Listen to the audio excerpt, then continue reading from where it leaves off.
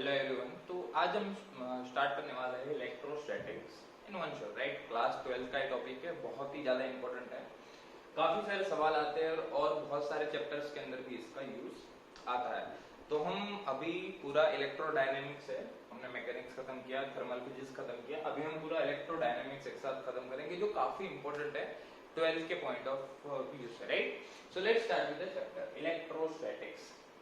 तो अभी हम इलेक्ट्रोस्टैटिक्स की बात करेंगे, उसके बाद मैग्नेटिज्म की बात आएगी। तो जो भी हम इलेक्ट्रोस्टैटिक्स के अंदर बात करते हैं वो हम स्टैटिक चार्ज की बात करते हैं। Static charge in the sense कि चार्ज जो है वो रेस्ट पर है, राइट। तो स्टैटिक चार्ज की बात करते हैं। तो let's start with the chapter, ठीक है। फटाफट हम रिवाइज करेंगे, हर एक टॉपिक कवर करेंगे, don't worry about it. So yes, and if you are new don't forget to subscribe. And description के अंदर आपको क्वेश्चन बैंक की लिंक भी मिल जाएगी जो बिल्कुल फ्री है, आप जाके उसको डाउनलोड कर सकते हैं and you can practice, solutions भी है उसके साथ। चलिए इलेक्ट्रोस्टैटिक्स, तो सबसे पहले इसके अंदर आता है आपका कूलम्ब्स लॉ, ठीक है। आपको conservation of charge, quantization of charge, Q is equal to NE, ये सारी चीजें तो आपको पता ही होगी, ठीक है।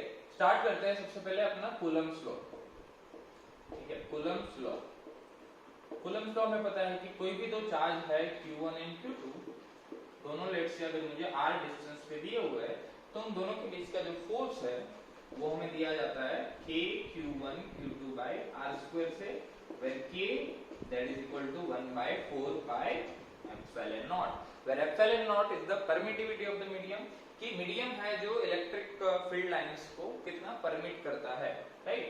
एंड k जो है, k की वैल्यू आपकी होती है 9 × 10⁹, आप ऐसा यूनिट, हाँ, इसका डायमेंशन फॉर्मूला k का एंड एप्सिलॉन नॉट का आप कैलकुलेट कर सकते हो, वो आता है, राइट।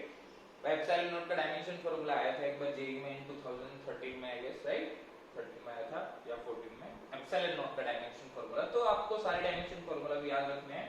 एप्सिलॉन नॉट जो है उसकी वैल्यू क्या होती है 8.854 × 10⁻12 ऐसा, राइट। आप इजीली इसको कैलकुलेट भी कर सकते हैं, ठीक है। तो ये बेसिकली कूलम्ब्स लॉ है इन यू कैन से एयर और वैक्यूम, वैक्यूम और एयर के अंदर हम ये वाला लॉ अप्लाई करते हैं। लेट्स से कि यही जो दोनों चार्जेस है उसको मैंने कोई एक दूसरे मीडियम के अंदर रख दिया जिसका डाइलेक्ट्रिक कांस्टेंट है K, ठीक है। इन मीडियम, कौन सा मीडियम अदर देन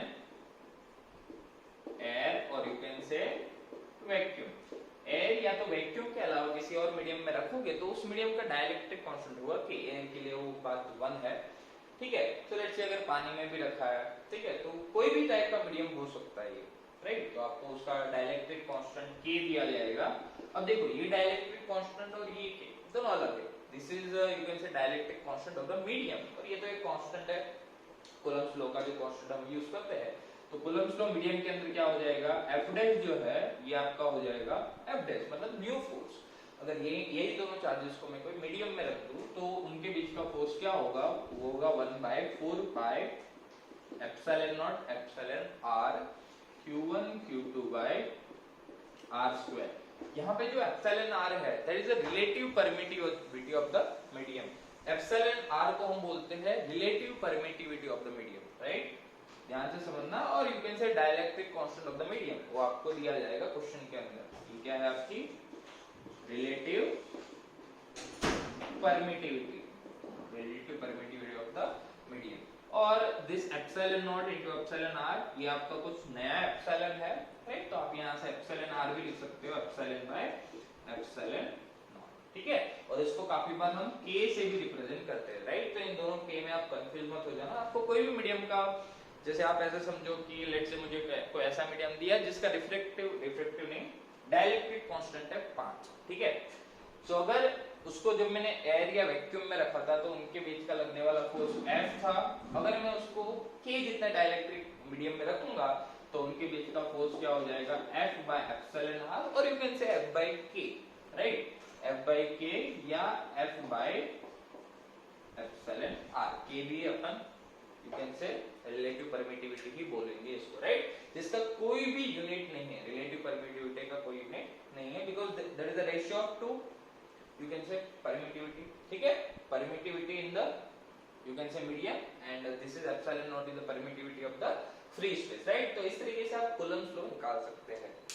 चलिए अब कूलम्ब्स लॉ का आपको काफी सारे एग्जांपल दे देंगे। अब एक और बात समझो, ये जो फोर्स है that is a vector quantity, ठीक है। तो हम कोई भी दो चार्ज पार्टिकल के बीच का फोर्स लिखेंगे तो हमें वेक्टर फॉर्म में लिखना पड़ेगा। तो सबसे पहले सवाल जो है कूलम्ब्स फॉर्म में वो आएंगे कि आपको कोई ट्राइंगल दे दिया गया, ठीक है, उसके तीनों कॉर्नर्स पे हमें चार्ज पार्टिकल्स दे दिए गए, कोई स्क्वायर दे दिए गया उनके। अपन एक एग्जांपल ले लेते हैं, लेट्स से कि मुझे कोई स्क्वायर दे दिया गया, राइट।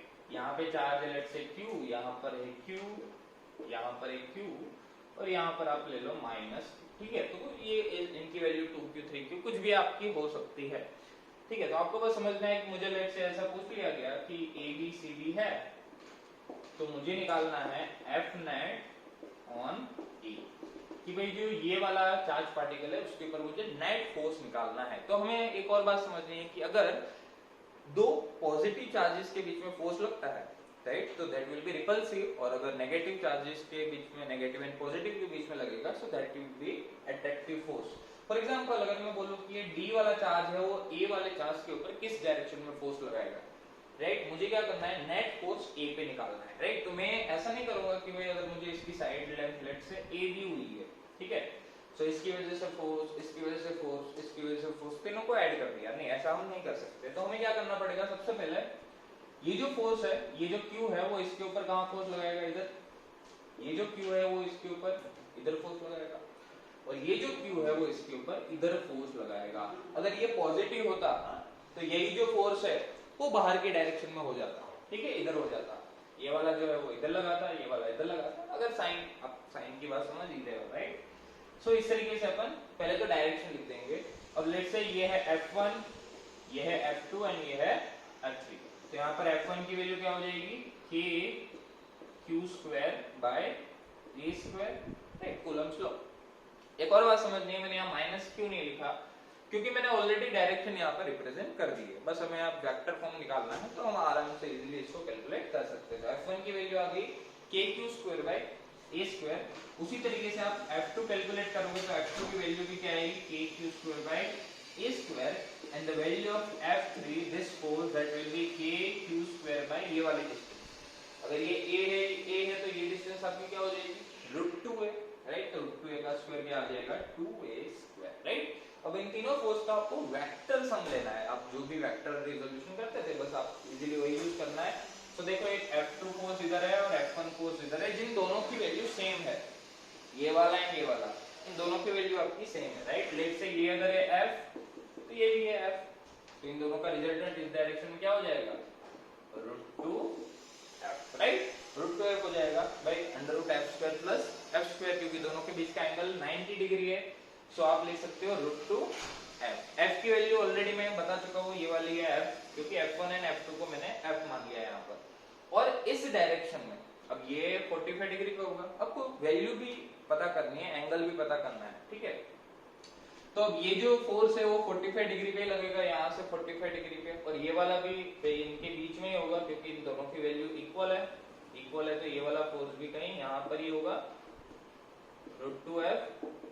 और इसी डायरेक्शन में आपका F3 भी रहेगा, सो √2f प्लस F3 दोनों को ऐड कर दोगे, सो नेट फोर्स मिल जाएगा जो चार्ज यहाँ पर है, राइट, इस डायरेक्शन में, और उसकी वैल्यू क्या हो जाएगी, नेट फोर्स की √2f plus F3 value put करोगे तो this is k q square by a square plus F3 की वैल्यू क्या है आपकी, k q square by 2a, right. इस तरीके से आपको कोई भी टाइप का सिस्टम दे सकते हैं, यहाँ पर चार्जेस की वैल्यू आपको अलग अलग दे सकते हैं, तो आप उस तरीके से नेट फोर्स निकाल सकते हो ऑन एनी चार्ज, राइट। अब इसको 2q दे दिया, 3q दे दिया, क्या फर्क पड़ता है, या तो ट्राइंगल दे दिया, ठीक है। तो इस तरीके से आपको इसको सॉल्व करना है जब भी आपको इस टाइप के सवाल आए, net force on any charge, ठीक है।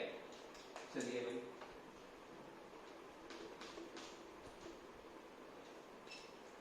फिर एक टाइप के ऐसे सवाल आते हैं कि लेट्स से मेरे पास दो चार्जेस थे, राइट, दो चार्ज पार्टिकल थे, या तो दो स्फीयर थे, आइडेंटिकल स्फीयर थे, आइडेंटिकल स्फीयर, दो मेरे पास आइडेंटिकल स्फीयर थे, इसके ऊपर चार्ज है q, इसके ऊपर चार्ज है 3, मेरे को इतना पता है, राइट। अब इन दोनों को मैंने किसी डिस्टेंस पे रखा हुआ है, ठीक है, लेट्स से d डिस्टेंस पे रखा हुआ है, दोनों के सेंटर के बीच की डिस्टेंस है d, राइट। मुझे दिया है कि इनिशियली इन दोनों के बीच में जो फोर्स लगता है वो है F, इन दोनों के बीच में इनिशियली जो फोर्स लगता है वो है F। अब मैं क्या कर रहा हूँ, कोई चार्ज C है जो आपका न्यूट्रल है, स्फीयर है C, कोई तीसरा स्फीयर ले लिया मैंने C जो न्यूट्रल है, उसको मैं पहले A से टच कराऊंगा, पहले A से टच कराऊंगा, देन B से टच कराऊंगा, ठीक है, ये मैंने कर दिया।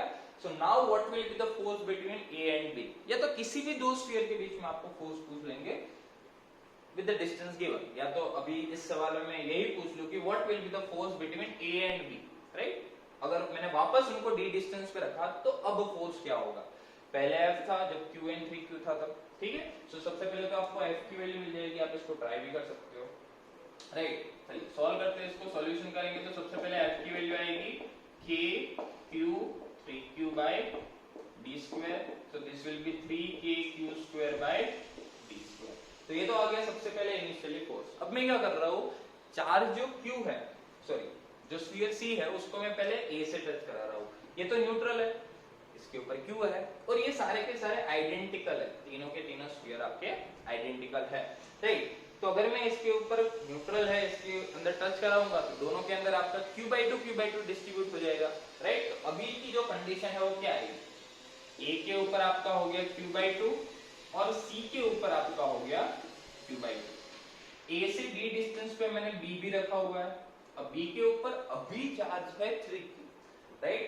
अब मैं क्या कर रहा हूँ, C को मैंने पहले A से टच कराया, अब मैंने उसको B से टच कराया, अब मैं अगर जब उसको B से टच कराऊंगा तो इसका और इसका, अब दोनों आइडेंटिकल है तो दोनों में इक्वली चार्ज डिस्ट्रीब्यूट हो जाएगा। So let's say total charge अगर 10 है तो दोनों में 5-5 डिवाइड हो जाएगा, तो टोटल चार्ज कितना है 3Q प्लस इसका है Q/2, इसके ऊपर था 3Q और मैं इसके पास C को ले गया तो C का कितना है Q/2, तो दोनों का टोटल जो चार्ज है वो कितना है 3Q प्लस Q/2, तो that will B 7Q/2, right, 7Q/2। तो हर एक मतलब B के ऊपर भी कितना चार्ज रहेगा, B के ऊपर आपका हो जाएगा 7Q/4 और C के ऊपर भी आपका क्या हो जाएगा 7Q/4। तो आप सोच सकते हो बहुत सारे सवाल बन सकते हैं, आपको ऐसा भी पूछ सकते हैं what will be the final charge, ये तो बहुत सिंपल हो गया, what will be the final charge on C, so that will B 7Q/4। या तो ऐसा भी जैसे पूछा है कि what will be the force between A and B, right. Finally final condition में जब मैंने C को पहले ऐसे टच कराया देन उसको B से टच कराया, then what will be the force between A and B after this particular process, ठीक है। तो यहाँ पर आपका फोर्स कितना हो जाएगा K Q/2 A का, देन 7Q/4 B का, और दोनों की डिस्टेंस अभी भी वही की वही है, तो आप यहाँ से लिख सकते हो 7/8 KQ square by D square, right. So बस आपको F के टर्म में अगर पूछा है तो देखो KQ square by D square की वैल्यू यहाँ से कितनी है, KQ square by D square that is equal to F/3, तो आप यहाँ F/3 रख दो, तो 7/8 into F/3, so that will be 7F/24। Previous year में भी ऐसे सवाल आए हुए तो आप इसको कर सकते हो। लेट्स से मुझे इक्विलिब्रियम ऑफ चार्जेस का सवाल है, ठीक है, एक और टाइप के इस टाइप के सवाल आ सकते हैं, इक्विलिब्रियम ऑफ चार्जेस।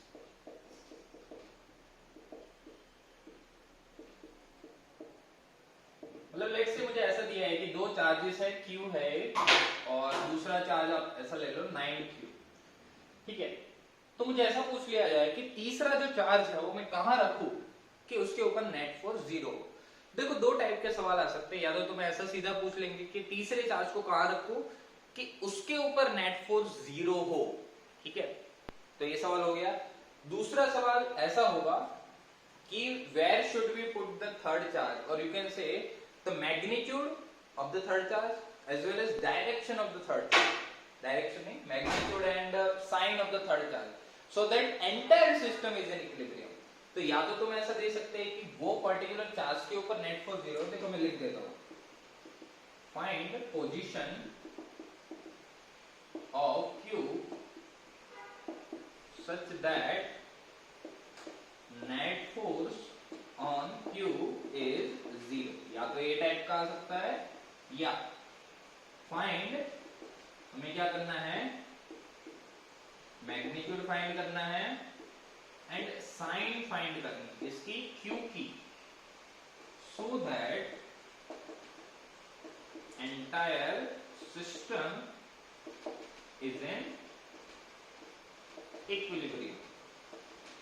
ठीक है भाई, तो देखो किस तरीके से अप्रोच करेंगे। पहली बात, आपको एक आइडिया आ गया होगा कि अगर ये दोनों चार्ज है, अगर वो दोनों पॉजिटिव है या दोनों नेगेटिव है, मतलब इन दोनों की साइन सेम है। पहला जो भी दो चार्जेस दिए हुए सेम साइन के है, अगर ये सेम साइन के है या ये ऑपोजिट साइन के है, सेम साइन के अंदर आपके पॉजिटिव पॉजिटिव नेगेटिव नेगेटिव दोनों आ गए। लेट्स से कि अगर मुझे पॉजिटिव पॉजिटिव दिया है तो थर्ड चार्ज मुझे कहाँ रखना चाहिए। तो पहली बात, अगर ये मुझे पॉजिटिव पॉजिटिव दिया है तो तीसरा जो चार्ज है उसको मुझे इन दोनों के बीच में ही रखना पड़ेगा and along the line joining them, क्योंकि यहाँ कहीं रखूंगा तो इसकी वजह से इसके ऊपर फोर्स इधर, इसकी वजह से इधर, तो नेट फोर्स जीरो होगी। नेट फोर्स कब जीरो होगा?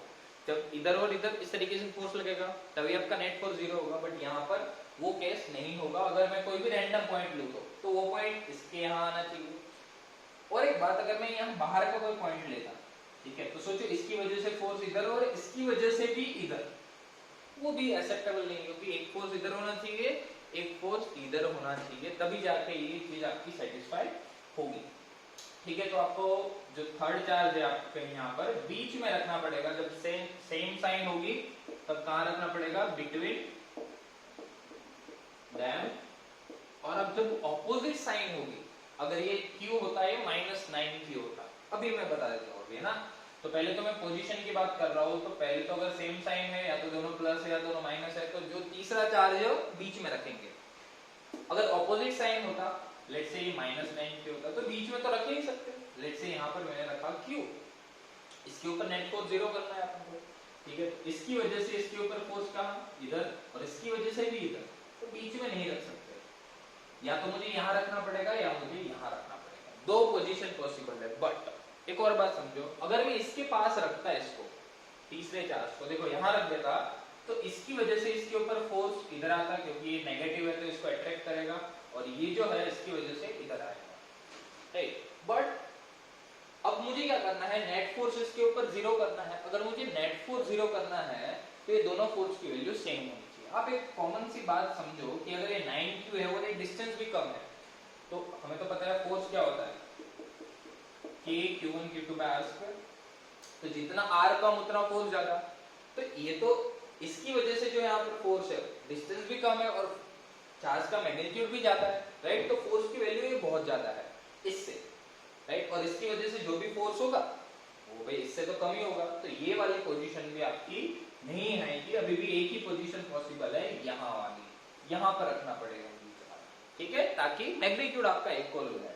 तो अगर सेम साइन है तो बिटवीन देम रख दो, और अपोजिट साइन है तो आउटसाइड द लाइन, मतलब ये लाइन के बाहर, ठीक है, नियर बाय स्मॉलर चार्ज के पास, ठीक है भाई। तो ये पहली बात, आपको तीसरा चार्ज कहां पे रखना है, so that the net force on it is zero. तो देखो हम ये सवाल ही सॉल्व कर लेते हैं, ठीक है। तो लेट्स से इन दोनों के बीच की डिस्टेंस है आपकी इतनी L, तीसरे चार्ज को मैंने रखा है यहाँ पर, ठीक है भाई, यहाँ पर रखा हुआ है।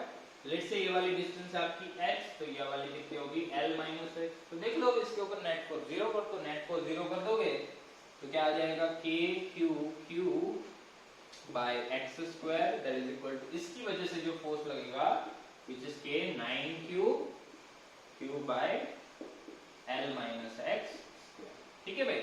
और एक और बात, यहाँ साइन मत रख देना। अगर यहाँ पर आपको माइनस भी दिया है तो आपको माइनस पुट करने की जरूरत नहीं है, क्योंकि आप माइनस पुट करोगे तो काम नहीं चलेगा, राइट। क्योंकि ऑलरेडी हमने डायरेक्शन एज्यूम कर ली है इसकी, तभी तो इक्वल कर रहे हैं, ठीक है। तो इसलिए साइन वाइन मत रखना। K Q तो कैंसिल, राइट। यहाँ पर दोनों साइड अंडर रूट ले लो तो 1/x, that is equal to 3/L - x। तो कितना हो गया? L - x, that is equal to 3x। तो x की वैल्यू आ गई बच्चों L/4, मतलब यहाँ से L/4 डिस्टेंस पे और यहाँ से 3L/4 डिस्टेंस पे मैं अगर चार्ज पार्टिकल को रखूंगा तो उसके ऊपर नेट फोर्स आ जाएगा 0, राइट। अब ये तो बात हो गई जब ये पहली वाली, find the position of Q such that the net force on Q is 0, ठीक है भाई। तो आपको सबसे पहले तो आपको पोजीशन निकालनी है। पोजीशन निकालना सीख गए आप कि सेम साइन का है तो कहाँ रखना है और ऑपोजिट साइन का है तो कहाँ पे रखना है इसको। ये वाली बात होगी। अब मैं बात करता हूँ मैग्नीट्यूड और साइन की। इसका मैग्नीट्यूड कितना होना चाहिए so that entire system is in equilibrium. अब मुझे इसी सवाल के अंदर मुझे ऐसा पूछा है कि भाई what will be the sign, ठीक है, ये वाली बात तो आपको समझ में आ गई L/4 वाली। What will be the magnitude and sign, ठीक है। तो देखो इस टाइप के सवाल को कैसे अप्रोच करेंगे। तो अगर मुझे जब ऐसा दिया था कि सिर्फ उस पर्टिकुलर चार्ज के ऊपर नेट फोर्स 0 है, तो तुम मुझे सिंपली ऐसे इक्वेट करोगे उसके ऊपर दोनों साइड के फोर्स, तो आपके आंसर आ जाएंगे। बट इसके अंदर थोड़ा अलग केस है। जैसे ये है था Q आपका और ये था आपका 9Q, राइट। अब आपको ऑपोजिट साइन के भी सवाल मिल सकते हैं, आप प्रैक्टिस कर लेना उसको सेम मेथड से, ठीक है। तो पहले तो मुझे उसकी पोजीशन मिल गई, ठीक है, पोजीशन मैग्नीट्यूड एंड साइन। तो पोजीशन कैसे मिल गई भाई, पोजीशन मैंने बताया कि अगर दोनों इक्वल साइन के तो बीच में रहेगा यहाँ कहीं पे, ठीक है, यहाँ पे रहेगा। एक और बात, ये डिस्टेंस आ गई आपकी L/4, ये आ गई 3L। अब मुझे ऐसा दिया है कि तीनों चार्ज का जो सिस्टम है ये पूरा इक्विलिब्रियम में है, तीनों चार्ज का सिस्टम इक्विलिब्रियम में है। मतलब कोई भी चार्ज के ऊपर नेट फोर्स 0 है, हर एक, इसके ऊपर भी नेट फोर्स 0 है, इसके ऊपर भी 0 है, इसके ऊपर। पहले मैंने स्पेसिफिकली बोला था इसके ऊपर, बट अभी जब तुम्हें दे दिया है कि entire system is in equilibrium, इसका मतलब किसी भी चार्ज के ऊपर नेट फोर्स 0 है। तो पहली बात इसकी साइन की बात करते हैं कि इसकी साइन क्या होनी चाहिए, ठीक है। इसकी साइन आप सोचो क्या होनी चाहिए, तो आप थोड़ा हिट एंड ट्रायल कर सकते हो। पहले पॉजिटिव साइन मान लो, पॉजिटिव साइन मान के देखो। लेट्स से कि अगर ये पॉजिटिव होता है, मुझे क्या करना है, तीनों के तीनों चार्जेस पे नेट फोर्स 0 करना है, ठीक है। तो इसको थोड़ी देर के लिए पॉजिटिव मान लिया। तो ये दोनों चार्ज का सिस्टम आप मान लो, तो ये 9Q पे भी नेट फोर्स 0 होगा, क्योंकि मुझे दिया है सिस्टम इक्विलिब्रियम है। तो इसके ऊपर भी नेट फोर्स 0 है क्या, ऐसा चेक करो। अगर ये पॉजिटिव है तो, अगर ये पॉजिटिव है तो देखो इसकी वजह से इसके ऊपर फोर्स इधर और इसकी वजह से भी इधर, तो इसके ऊपर तो नेट फोर्स 0 है ही नहीं। अगर ये पॉजिटिव है तो इसको क्या होना चाहिए बच्चों, नेगेटिव होना चाहिए। क्योंकि अगर ये नेगेटिव होगा तभी देखो तीनों के तीनों जो चार्ज का सिस्टम है, इन तीनों, इसके ऊपर भी नेट फोर्स 0, इसके ऊपर भी नेट फोर्स 0, इसके ऊपर भी। अगर ये पॉजिटिव लेता मैं अगर, तो देखो ये दोनों पॉजिटिव, तो इसके ऊपर तो होगा ही नहीं, नेट फोर्स 0 होगा ही नहीं, राइट। तो ये वाली बात आपको हिट एंड ट्रायल से करनी है। तो यहाँ से आपको साइन आ गया, पोजीशन आ गया। अब मैग्नीट्यूड निकालना है। मैग्नीट्यूड निकालने के लिए मुझे एक बात पता है कि तीनों चार्ज के ऊपर नेट फोर्स 0 है, तो कोई भी एक चार्ज के बारे में कंसीडर कर लो इसके अलावा। जैसे इसके ऊपर नेट फोर्स 0 है, नेगेटिव हो गया है, ठीक है। तो देखो इसकी वजह से इसके ऊपर फोर्स इधर लगेगा, because this is negative, negative है तो अट्रैक्ट करेगा, और इसकी वजह से इधर। दोनों इक्वल होने चाहिए क्योंकि सिस्टम इक्विलिब्रियम में है, तो तीनों के ऊपर नेट फोर्स 0, तो इसके ऊपर भी आपका नेट फोर्स क्या हो जाएगा, 0 हो जाएगा। तो KQQ डिवाइड बाय L/4 उसका square, that is equal to, इसकी वजह से K9Q then Q then आपका L स्क्वायर। तो यहाँ पर Q कैंसल, K कैंसल, तो आपका हो गया Q divide by L square by 16, that is equal to small q ऊपर है 9 डिवाइड बाय आपका L स्क्वायर कैंसल, तो Q की वैल्यू क्या आ गई आपकी 9/16 इनटू Q। बट ये तो मैग्नीट्यूड आया, मैंने क्या बोला, नेगेटिव होना चाहिए। तो आपका जो फाइनल आंसर है वो क्या हो जाना चाहिए, -19/16। That's it. ये आपके सारे ही इक्विलिब्रियम वाले प्रॉब्लम सॉल्व कर देगा कि तीसरे चार्ज को कहाँ रखना चाहिए कि सिस्टम जो है पूरा इक्विलिब्रियम में आ जाए या उसके ऊपर नेट फोर्स 0 हो, ठीक है। तो इस तरीके से आप इक्विलिब्रियम वाले सवाल सॉल्व कर सकते हैं, ठीक है। तो ये तो पहले टाइप के सवाल हो गए इसके अंदर। कूलम्ब लॉ का सिंपली यूज करके आपको थोड़ा चार्जेस वगैरह का डिस्ट्रीब्यूशन कर देना है, बाकी सारी चीजें तो आसान है, राइट।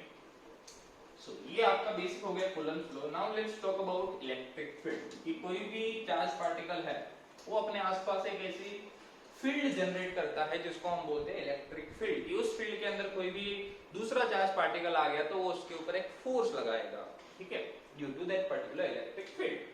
तो बात करते हैं इलेक्ट्रिक फील्ड की। तो यहाँ पर चार्ज Q है तो उसके आसपास एक ऐसा रीजन होगा जिसके अंदर अगर कोई दूसरा चार्ज आया तो वो उसके ऊपर फोर्स लगाएगा। जैसे लेट्स से ये है Q1, मैं यहाँ पर कोई दूसरा चार्ज Q2 रख देता हूँ जिसको हम टेस्ट चार्ज बोल देते हैं, ठीक है। तो पहले तो कोई था नहीं, अब मैंने जैसे ही चार्ज रख दिया तो ये इसके ऊपर एक फोर्स लगाएगा, and that force that is equal to Q into E, और you can say Q2 into E, right. right? Q2 into E, where Q2 is our test charge and E is the electric field due to Q1, ठीक है? तो मैं जो भी charge के ऊपर force लिख रहा हूँ F इक्वल टू QE, तो उसमें जो इलेक्ट्रिक फील्ड है that is due to all the charges except this one, ठीक है? ये वाला जो इलेक्ट्रिक फील्ड है वो इसकी वजह से नहीं है, वो बाकी सारे चार्जेस हैं, बाकी सारे के अंदर यहाँ पे तो Q1 है। तो ये पहला एक थियरी पॉइंट है, आपको सवाल आ सकता है उसके अंदर, तो याद रख सकते हो, ठीक है? कि F is equal to QE में जो Q है दैट इज अ चार्ज जिसके ऊपर फोर्स लग रहा है, और E जो है that is electric field due to all the charges except Q2, ठीक है? तो ये सिंपल सी बात आपको काम में आएगी आगे जाके भी, ठीक है? तो Q1 Q2 रख दिया मैंने, तो इलेक्ट्रिक फील्ड अपन इजीली लिख सकते हैं due to this Q1 at this distance R, तो यहाँ पर इलेक्ट्रिक फील्ड क्या हो जाएगा KQ1 by R square, right?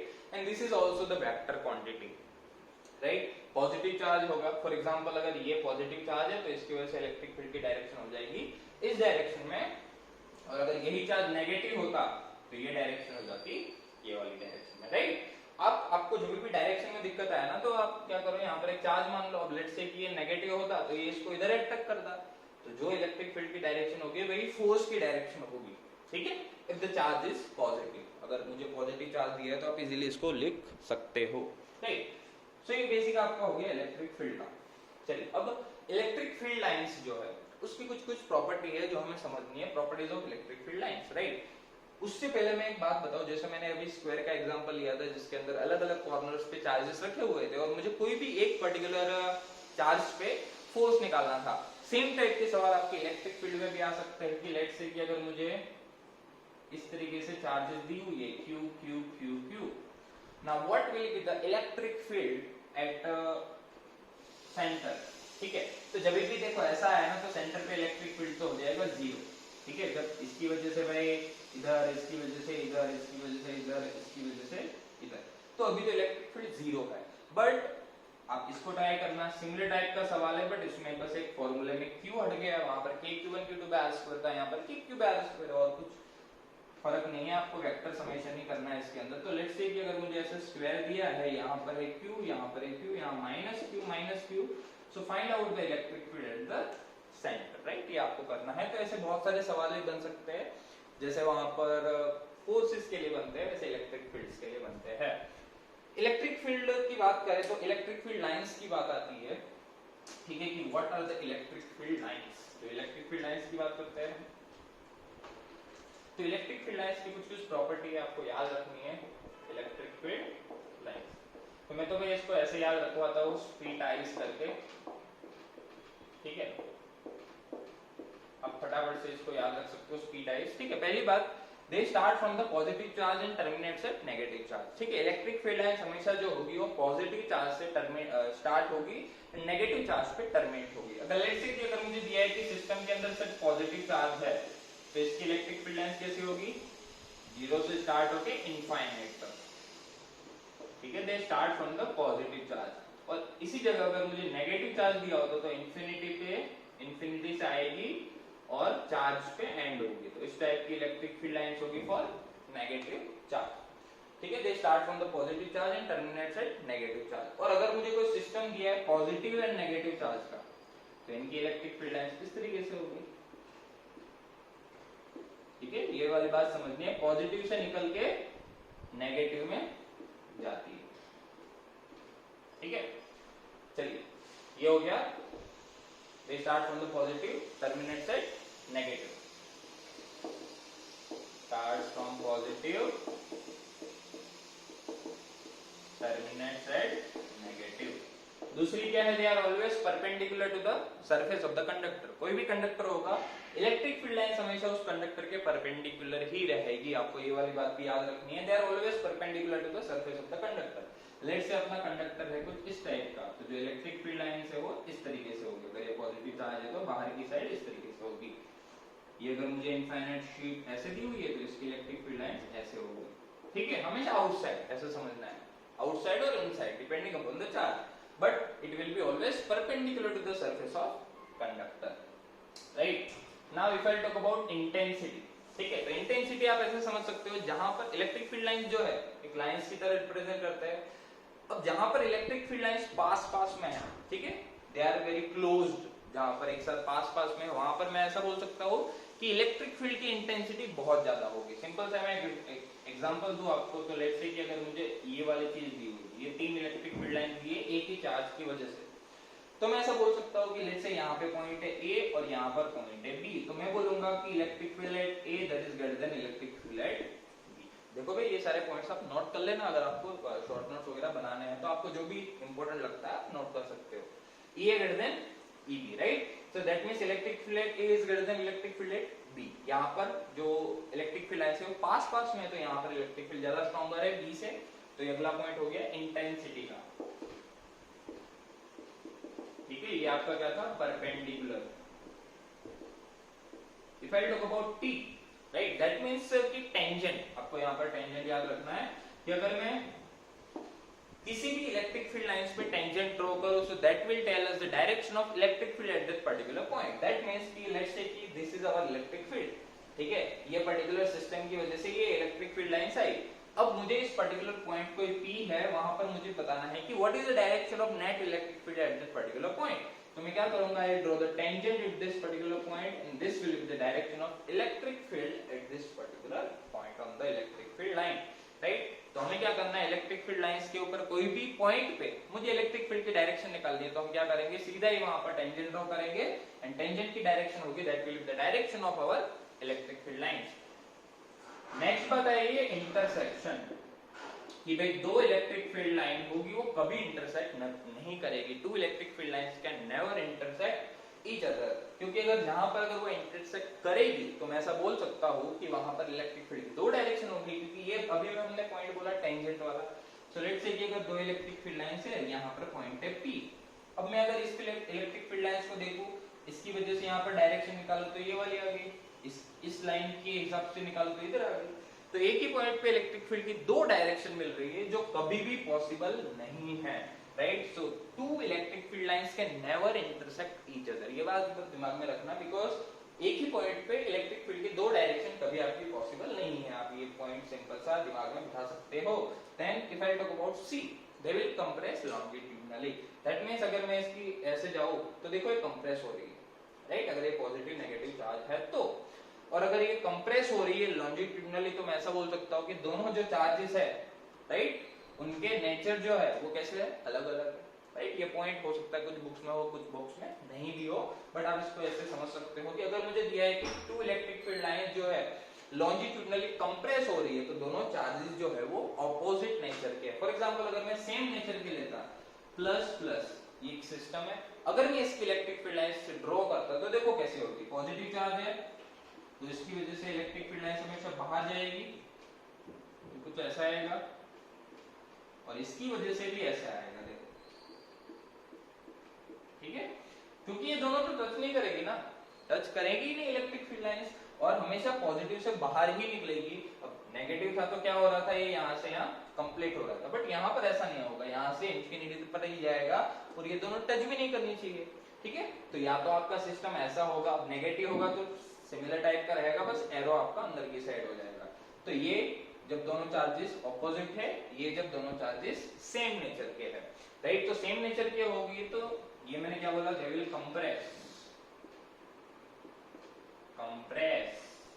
लॉन्जिट्यूडिनली, ठीक है? And they will exert lateral pressure, ठीक है? ये लास्ट पॉइंट है, they will exert the lateral pressure. तो जब भी ऐसा होगा तो लेट्स से कि अगर दोनों सेम नेचर के, तो देखो ऐसे इस टाइप की है ना, इस टाइप की इलेक्ट्रिक फील्ड लाइंस आएगी, तो आप इस पॉइंट्स को याद रख सकते हो to know the properties of electric field lines, स्प्लिटाइज करके, राइट? सारे पॉइंट्स मैंने आई गेस बता दिए। एक और बात कि इलेक्ट्रिक फील्ड लाइन से वो कभी क्लोज लूप नहीं बनाती, ध्यान से देखोगे तो पॉजिटिव से स्टार्ट होकर नेगेटिव पे खत्म हो जाती है, क्लोज लूप नहीं बनाती।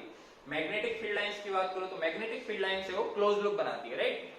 मैग्नेट के बाहर नॉर्थ टू साउथ, मैग्नेट के अंदर साउथ टू नॉर्थ, तो ये क्लोज लूप बनता था। यहाँ पर किसी भी टाइप का क्लोज लूप नहीं फॉर्म हो रहा है, राइट? पॉजिटिव से निकल के नेगेटिव पे एंड हो जाएगी। So these are the properties of electric field lines. चलिए अब हम कुछ पर्टिकुलर कुछ स्ट्रक्चर्स वगैरह है उनकी हम इलेक्ट्रिक फील्ड के बारे में डिस्कस करेंगे।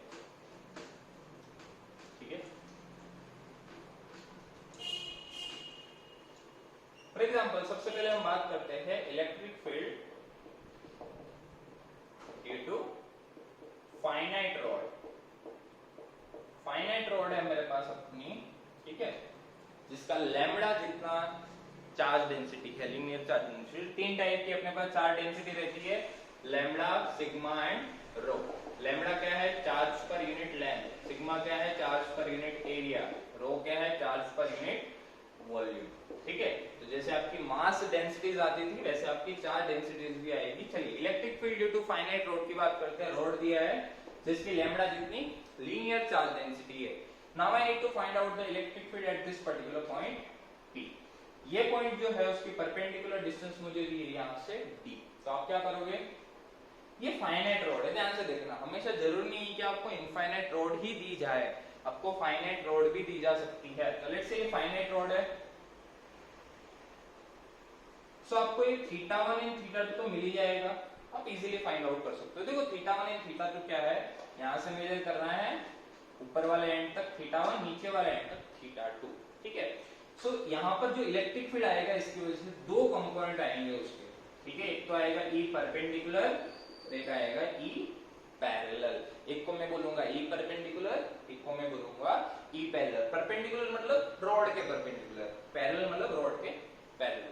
तो जो E परपेंडिकुलर है उसकी वैल्यू आपकी क्या आती है? k lambda by d, k lambda by d sin θ1 plus sin θ2, right. और जो E पैरेलल है उसकी वैल्यू आती है k lambda by d cos θ2 minus cos θ1। आप इन दोनों चीज को याद रख सकते हो, राइट। चलिए डेरिवेशन भी चाहिए तो आप कमेंट बॉक्स में लिख सकते हो, अपन वीडियो बना देंगे इसकी अलग से, कोई दिक्कत नहीं है। E परपेंडिकुलर की बात करते हैं, E परपेंडिकुलर कंपोनेंट ये वाला, ठीक है। अब θ1 एंड θ2 अपन को लेना है। फॉर एग्जांपल अगर मुझे दे दिया है कि इनफाइनाइट रॉड है, अगर ये इनफाइनाइट रॉड है तो सोचो कि अगर ये इनफाइनाइट होती, जनरली आपको कुछ बुक्स में सीधा इनफाइनाइट का दिया होगा, राइट। इनफाइनाइट दी होगी तो क्या होगा भाई, θ1 की वैल्यू भी क्या हो जाएगी आपकी 90 और θ2 भी आपकी क्या हो जाएगी 90। सीधा सीधा 90 पुट करो, क्या दिक्कत है। तो E आपका परपेंडिकुलर ही आएगा and that is equal to 2k lambda by d और E पैरेलल की वैल्यू आपकी क्या हो जाएगी 0। दोनों 90 पुट कर तो 0 आ जाएगा, राइट। उस तरीके से आपको सेमी इनफाइनाइट भी दे सकते हैं, सेमी इनफाइनाइट दे दे तो एक थीटा 0 हो जाएगा, एक 90 हो जाएगा। ठीक है, तो ये केसेस आपको समझने पड़ेंगे। एक और इसके अंदर मैं केस बताता हूँ, देखो बाकी वैल्यूज वगैरह आप इजीली कैलकुलेट कर सकते हो।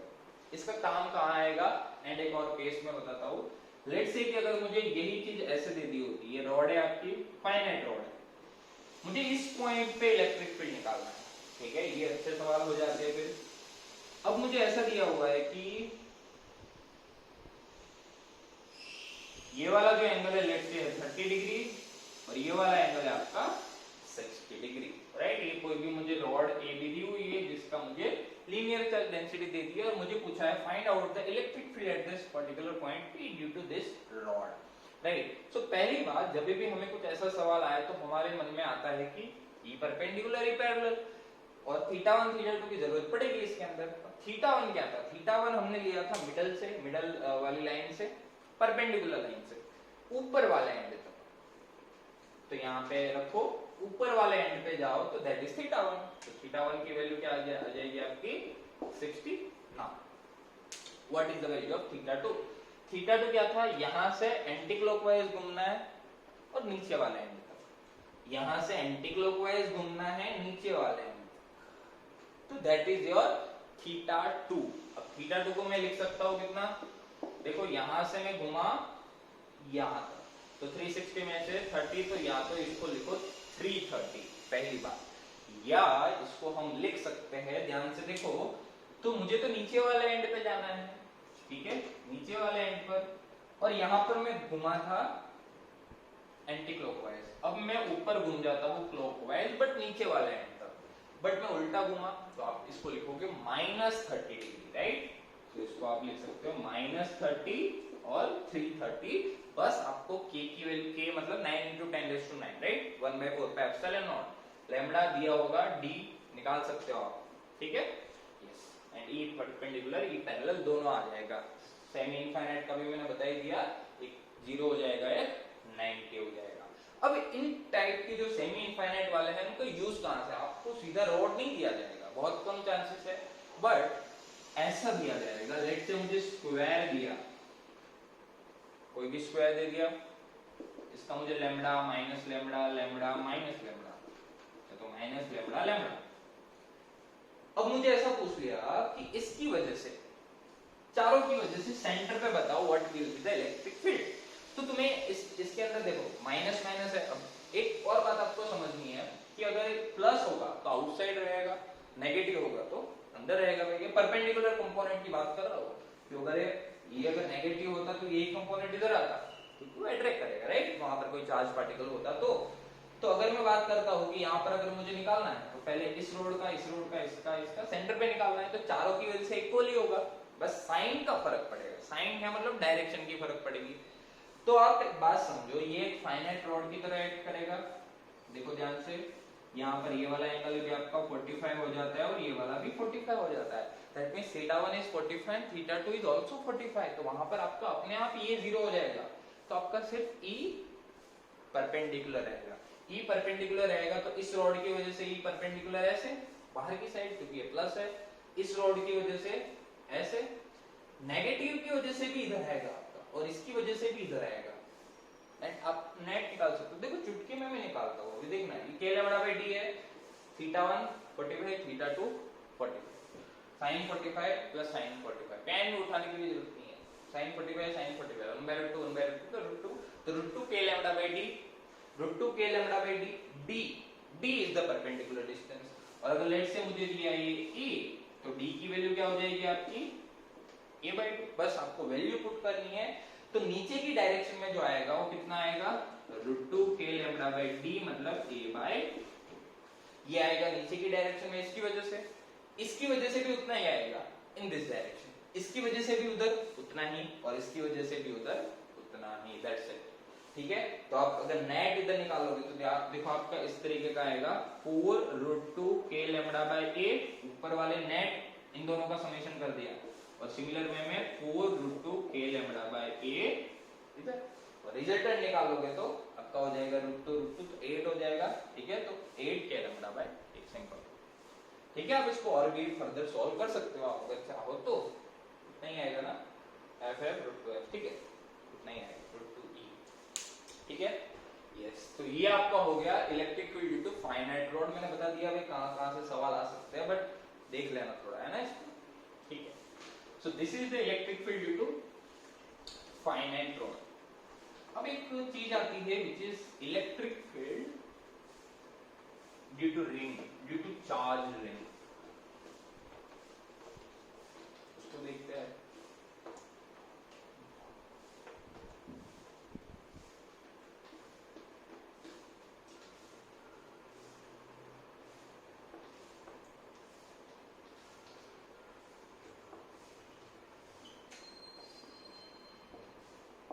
इलेक्ट्रिक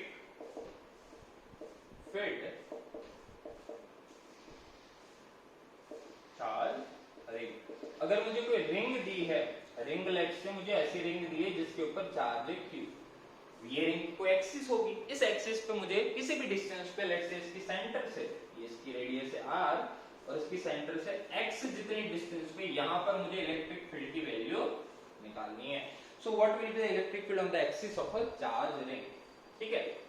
सो इसका जो फॉर्मूला है आपको kqx/r² + x²⁵2, राइट, पता ही होगा। ये की वैल्यू क्या आ जाती है, kqx/r² + x²⁵2। अगर ये पॉजिटिव है तो यहाँ, नेगेटिव है तो इस डायरेक्शन में। एक और बात कि ये जो इलेक्ट्रिक फील्ड है उसकी वैल्यू चेंज होगी। अब जैसे मैं अगर सेंटर पे बात करूं, एट सेंटर पे क्या होगा, 0 होगा। यहाँ पर 0 है क्योंकि x की वैल्यू 0 है, करेक्ट। और अगर मैं बात करूं इंफिनिटी पे, at infinity it is also 0, infinity पे भी 0, इसकी वैल्यू इंफिनिटी रख दो, 0 हो जाएगा। दैट मींस, लेकिन यहाँ पर वैल्यू आ रही है इसकी, अगर मैं कोई सेंटर से कुछ डिस्टेंस पे जाऊं तो वैल्यू आ रही है। दैट मींस सेंटर पे भी 0, इन्फिनिटी पे भी 0, तो उनके बीच में एक वैल्यू आएगी, एक जगह आएगी जहां पर ये वैल्यू मैक्सिमम होगी या मिनिमम होगी, राइट। तो ये चीज आएगी यहाँ पर। तो मुझे ऐसा पता चलेगा कि x की वैल्यू जब होगी plus minus r by root 2, तब जो E है वो आपका क्या होगा, मैक्सिमम होगा इन द वैल्यू, मैग्नीट्यूड के अंदर इलेक्ट्रिक फील्ड की वैल्यू क्या होगी, मैक्सिमम होगी at x equal to plus minus r by root 2। मतलब r बाय रूट 2 इधर भी भाई जैसे इधर है वैसे भी उधर भी तो है, ठीक है। तो r बाय रूट 2 इधर, r बाय रूट 2 उधर, दोनों की जगह आपकी क्या आ जाएगी, इलेक्ट्रिक फील्ड की वैल्यू क्या आ जाएगी, मैक्सिमम आ जाएगी, ठीक है। तो सेंटर पे 0, इंफिनिटी पे भी 0 और इन दोनों के बीच में कहीं पे मैक्सिमम, ठीक है। और यहाँ पर आपकी मिनिमम हो जाएगी नेगेटिव डायरेक्शन और कुछ, ठीक है। चलिए, तो ये वाली बात आपकी electric field due to a charge ring आपका आ गया, ठीक है। अब आपको इसी जगह पे, इसी के अंदर आपको चार्ज रिंग की जगह मैं अगर आपको दे देता हूं what will be the electric field due to charge disc, ठीक है। बस रिंग की जगह एक ही फर्क पड़ा यहाँ पर, रिंग की जगह आपका हो गया डिस्क, ठीक है। तो डिस्क के अंदर कैसे करेंगे, चार्ज डिस्क, डिस्क अगर आ गया तो डिस्क के अंदर एक और बात का फर्क पड़ेगा, यहाँ रहेगा सिग्मा, यहाँ होगी आपकी सरफेस चार्ज डेंसिटी, ठीक है। सरफेस चार्ज डेंसिटी होगी आपकी यहाँ पर। और लेट्स से मुझे दिया है कि r रेडियस की डिस्क है, उसकी वजह से x जितने डिस्टेंस पे मुझे निकालना है इलेक्ट्रिक फील्ड की वैल्यू यहाँ पर, ठीक है। इलेक्ट्रिक फील्ड की वैल्यू क्या आ जाती है, sigma by 2 epsilon naught 1 minus x by root r square plus x square, right? So this is the value of electric field on the axis of a charged disk where sigma is the surface charge density, मैंने अभी बताया sigma के बारे में। तो ये हो जाएगा आपका इलेक्ट्रिक फील्ड। एक और बात मैं बताऊं अगर यहाँ पर इसके अंदर कि अगर मैं बात करूं कि what will be the electric field at you can say when r is equal to infinity. r is equal to infinity का क्या मतलब है, r is equal to infinity का मतलब है कि ये बहुत बड़ी डिस्क है, बहुत बड़ी डिस्क है, मतलब ये डिस्क खत्म ही नहीं हो रही, खत्म ही नहीं हो रही, तो मैं इसको इनफाइनाइट शीट की तरह मान सकता हूँ, ठीक है। जब r इंफिनिटी होगा तो मैं क्या कर सकता हूँ, we can consider it as infinite sheet, infinite sheet की तरह मैं कंसीडर कर सकता हूँ इसको मैं r, तो क्या होगा, इंफिनिटी होगा तब। तो अगर ये r इंफिनिटी होगा तो ये टर्म आपकी क्या हो जाएगी, 0 हो जाएगी। तो आपकी इलेक्ट्रिक फील्ड की वैल्यू वहां से आपकी क्या हो जाएगी, सिग्मा बाय 2 एप्सिलॉन नॉट। और ये आपने ये चीज पढ़ी भी होगी कि अगर मेरे पास कोई भी चार्ज इस तरीके से शीट है जिसकी सरफेस चार्ज डेंसिटी आपकी सिग्मा, तो उसकी वजह से कोई भी डिस्टेंस पे इलेक्ट्रिक फील्ड की वैल्यू क्या होगी, सिग्मा बाय 2 एप्सिलॉन नॉट, ये क्या है, कैसी है, इनफाइनाइट, ठीक है। And this is independent of distance, ये डिस्टेंस पे डिपेंड नहीं करेगी, हमेशा क्या रहेगी, कांस्टेंट रहेगी, ठीक है। आपको ये बात समझनी है, कांस्टेंट रहेगी। ये वैसे बेसिकली आप ऐसे समझो व्यू पे डिपेंड करता है कि अगर मैं यहाँ पर हूँ, अगर इनफाइनाइट है, राइट, अगर मैं यहाँ देख रहा हूँ तो मैं इतनी चार्ज के कांटेक्ट में आ रहा हूँ, ठीक है। ज्यादा दूर जाता हूँ तो ज्यादा चार्ज, ऐसे आप समझ सकते हो, right. But that is independent of distance, sigma by 2 epsilon naught रहेगी जब आपकी इनफाइनाइट चार्ज शीट रहेगी, राइट। तो ये वाली बात आपको समझनी है, electric field due to disc, right. So this is the electric field due to charge disc. अब मैं बात करता हूँ गॉस थ्योरम की इलेक्ट्रिक फ्लक्स के बारे में थोड़ा बहुत, ठीक है। हमने सारी इलेक्ट्रिक फील्ड की डिस्कशन कर ली, और भी देखो होलो स्फीयर आपका है, सॉलिड स्फीयर है, ये सारी चीजें आपकी आएगी लास्ट में हम पढ़ेंगे जब हम इलेक्ट्रिक पोटेंशियल वगैरह के से भी अवगत हो जाएंगे थोड़ा, ठीक है। इनके बारे में भी पता चल जाएगा तो अच्छा रहेगा, ठीक, क्योंकि हम उन्हीं के लिए पोटेंशियल भी लिखते हैं, पोटेंशियल एनर्जी भी लिखते हैं, ग्राफ्स वगैरह बनाएंगे उसके। तो लेट्स सी, ठीक है। तो पहले बात है हम कर लेते हैं गॉस थ्योरम की एंड इलेक्ट्रिक फ्लक्स, ठीक है। तो इलेक्ट्रिक फ्लक्स की बात करते हैं कि what is electric flux. So electric field is the count of number of electric field lines passing normally through any surface। कोई भी सरफेस है उससे कितनी इलेक्ट्रिक फील्ड लाइंस पास हो रही है नॉर्मली, आपको ये बात समझनी है, number of electric field lines है ये, तो उसको हम बोल देंगे इलेक्ट्रिक फ्लक्स, जिसको हम फाई से रिप्रेजेंट करते हैं। और फाई का फॉर्मूला क्या है, E dot A, where A is the area and E is the electric field, और उसको मैं लिख सकता हूँ EA cos theta, right. Area कि वेक्टर क्वांटिटी, इलेक्ट्रिक फील्ड आपकी वेक्टर क्वांटिटी, दोनों को आप डॉट प्रोडक्ट करोगे तो आपका हो जाएगा ये E cos थीटा, राइट। आपकी एरिया वेक्टर क्वांटिटी होती है, इलेक्ट्रिक फील्ड भी वेक्टर क्वांटिटी है, तो E cos थीटा आपका हो जाएगा फ्लक्स, ठीक है। सिंपल सिंपल सी बात है। अब इस पे इसके ऊपर से आता है अपना, यू कैन से, यहाँ से आप पहले तो आप इसका यूनिट भी निकाल सकते हो, न्यूटन। इलेक्ट्रिक फील्ड का क्या हो जाएगा, न्यूटन पर कूलम, और इसका मीटर स्क्वायर, और उसका डायमेंशन फार्मूला भी पूछा हो तो आप इजीली कैलकुलेट कर सकते हो। लेट्स से कि अगर मुझे ऐसा दे दिया कि कोई एक, यू कैन से डिस्क है, कोई भी डिस्क है, उसको मैंने रख दिया, ये डिस्क है, और उसको मैंने ऐसे इलेक्ट्रिक फील्ड के अंदर रख दिया, and this angle is 37 degree. Now what will be the flux through disc, disc के थ्रू फ्लक्स कितना होगा आप कैलकुलेट कर सकते हो 1-2 मिनट का टाइम लेके, ठीक है। बहुत ही इजी सवाल है ये। इलेक्ट्रिक फील्ड आपको कुछ भी दिया है, इस r रेडियस की डिस्क के अंदर से मुझे फ्लक्स निकालना है, ट्राई करो इसको, ठीक है।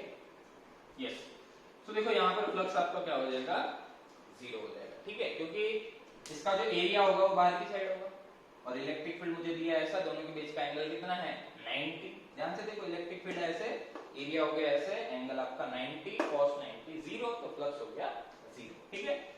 सो इससे सिंपल सिंपल से सवाल आते हैं, ठीक है, फ्लक्स के बारे में। अब इसी फ्लक्स के ऊपर हम डिस्कस करेंगे थोड़ा बहुत गॉस थ्योरम के बारे में, कि गॉस थ्योरम क्या कहना चाहता है। गॉस थ्योरम ये बोलता है कि अगर let us discuss about Gauss theorem, ठीक है।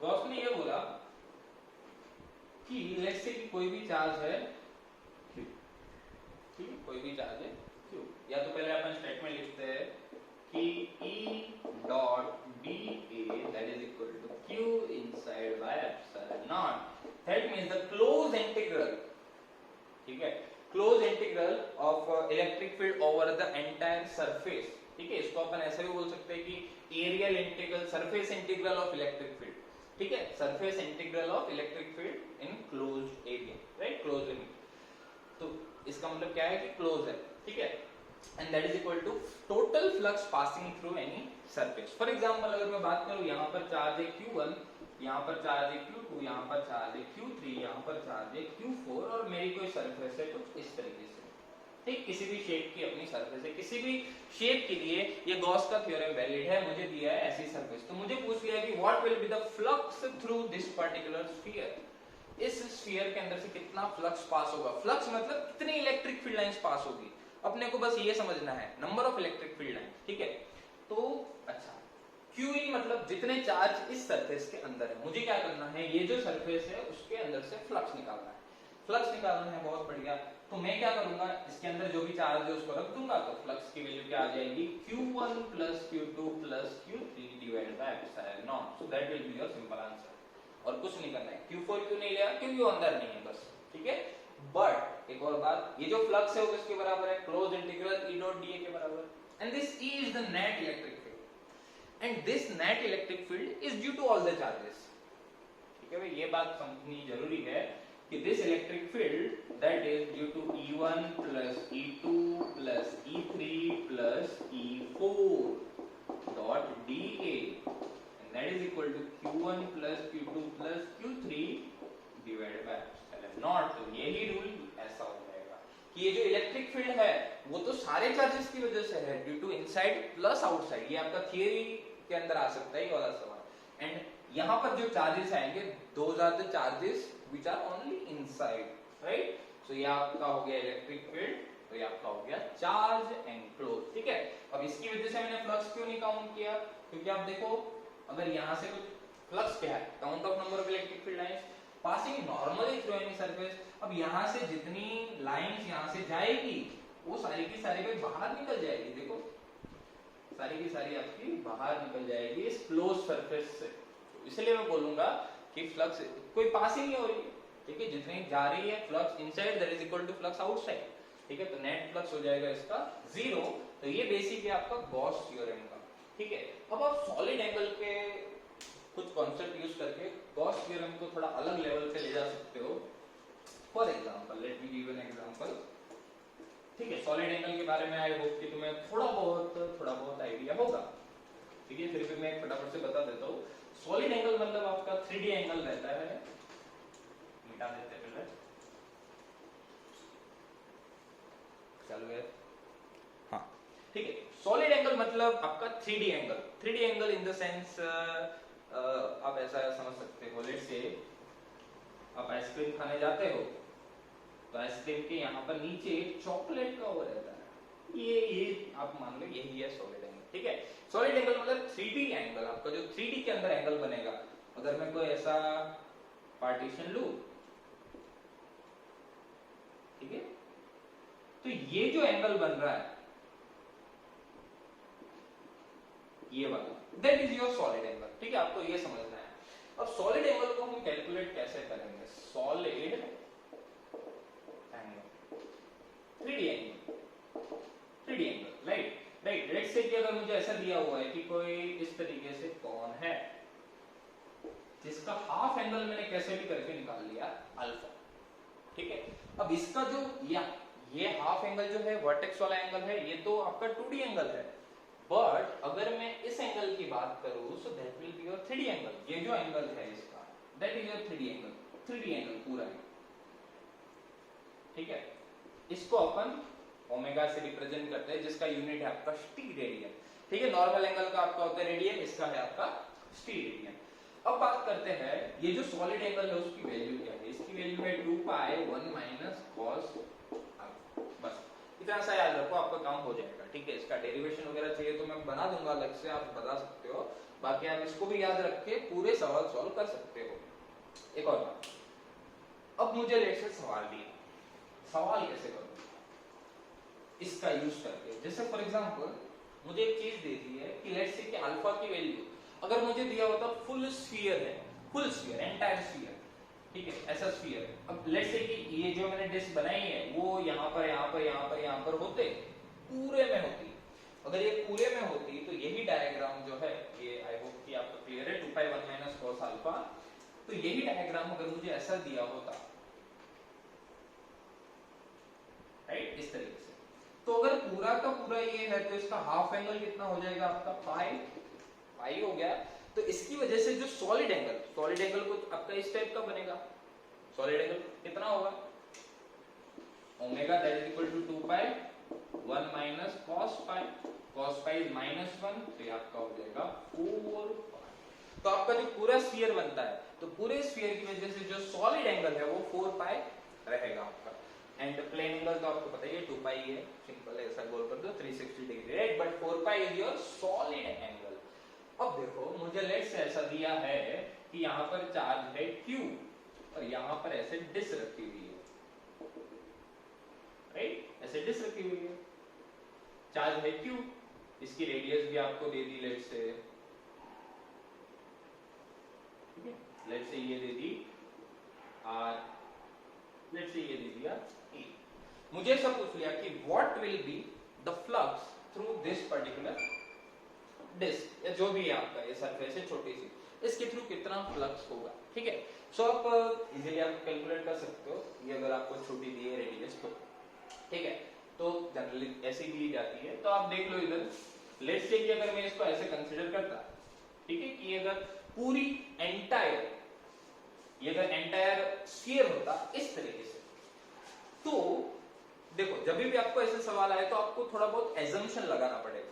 एजम्पशन पहला, जैसे मैंने ये बताया कि अगर ये जो है यहाँ पर होता, पूरे के पूरे 3D स्ट्रक्चर में होता कुछ इस तरीके से, तो एक स्फीयर बन जाता है। और उस पूरे स्फीयर में से, और अगर एक पूरा स्फीयर है उसके अंदर चार्ज Q रखा हुआ है, तो उस स्फीयर के थ्रू फ्लक्स कितना होगा? Q by epsilon not. ये तो हमने पढ़ा है Q बाय एप्सिलॉन नॉट, अभी गॉस थ्योरम से पढ़ा, जितना चार्ज इंक्लोज होगा डिवाइड बाय एप्सिलॉन नॉट करोगे सो आ जाएगा। अब मुझे यहाँ पर ऐसा दिया है कि इतने से पोर्शन के अंदर से कितना फ्लक्स पास होगा, राइट। सो पूरा अगर स्फीयर है तो आपका हो जाएगा Q by epsilon not, but मुझे पूरा स्फीयर नहीं दिया है, मुझे इतना सा पार्ट दिया है। मतलब आप ऐसा समझो, इतना सॉलिड एंगल दिया है, ऐसा सोचना है इसको। पूरा 4 पाई, अगर पूरा 4 पाई होता सॉलिड एंगल तो फ्लक्स कितना होता?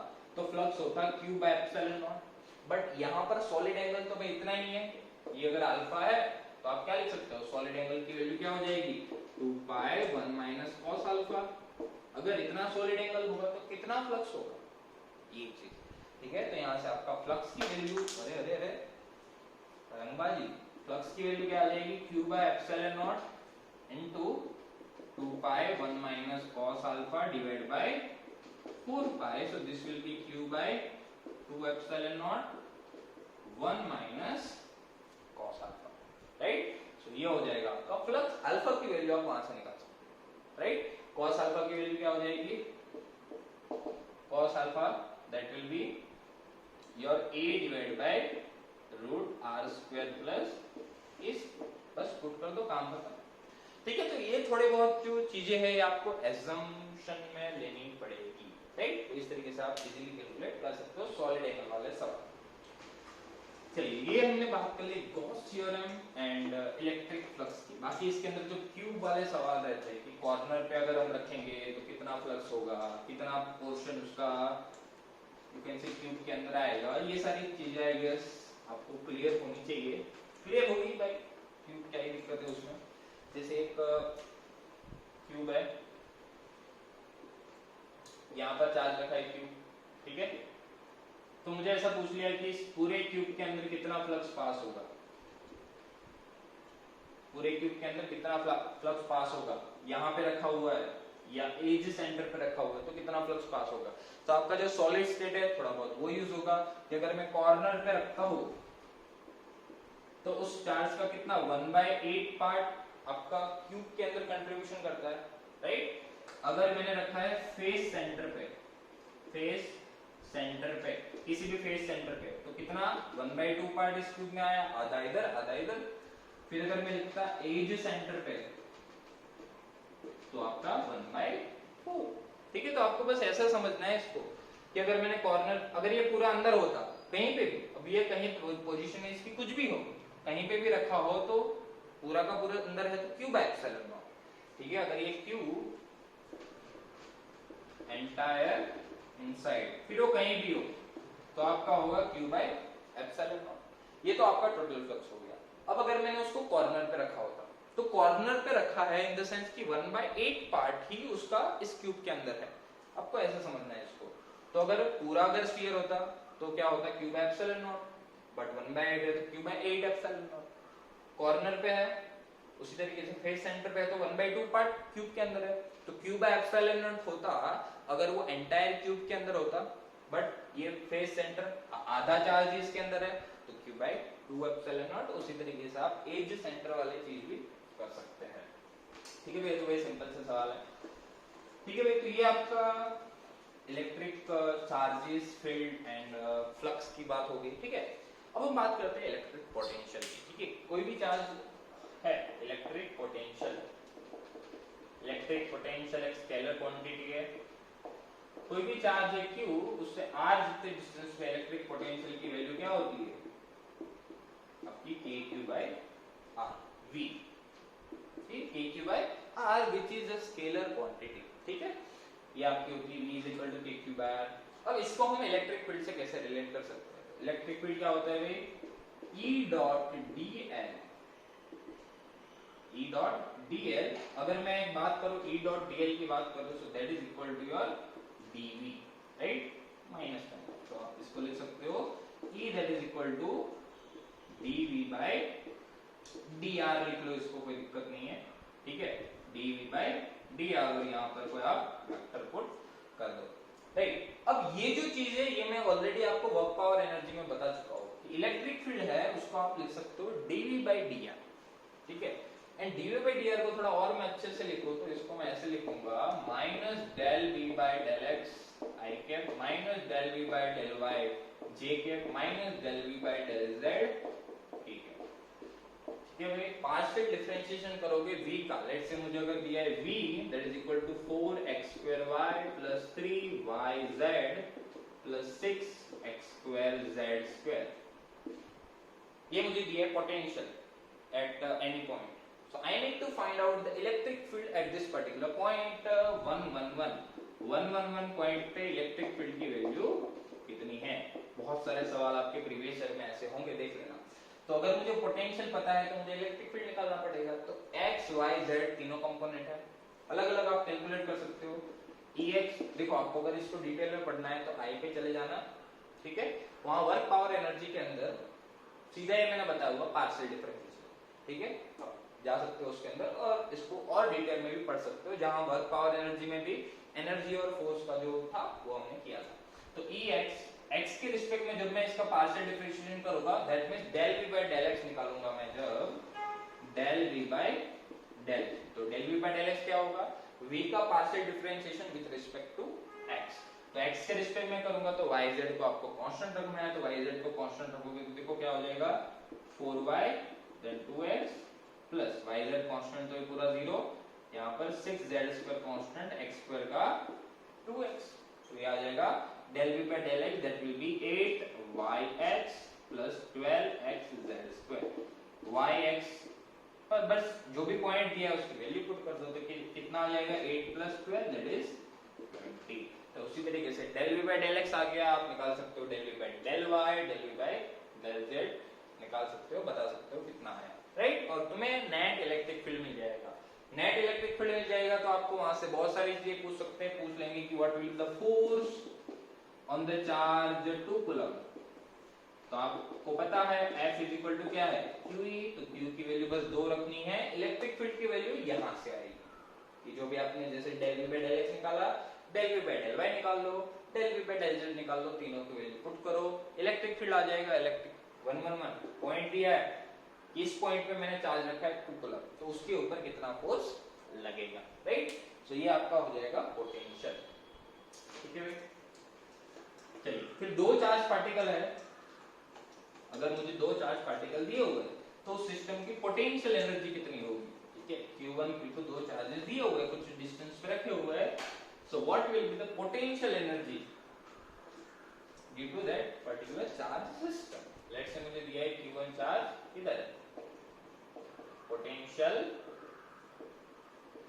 Energy, electrostatic potential energy, right. Q1 charge यहाँ है, Q2 यहाँ है, दोनों डिस्टेंस r है, तो दोनों की पोटेंशियल एनर्जी क्या होगी Q1 Q2 by r²। Sorry, यहाँ पर हम ये मानते हैं कि इंफिनिटी पे पोटेंशियल एनर्जी 0 है, राइट।